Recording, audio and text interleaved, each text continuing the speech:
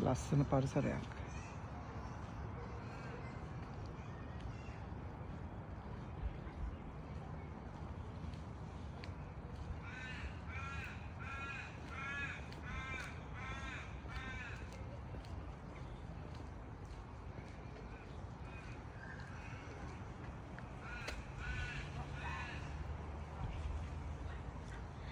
මේ පාක් ඔක්කොම මේ තියෙන්නේ නිකන් මිනිස්සුන්ට නොමිලේ.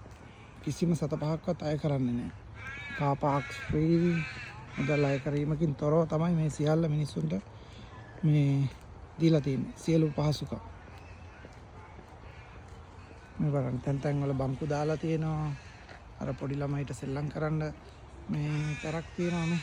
ඒතෙන් වල ළමයිට සෙල්ලම් කරන්න පුළුවන්.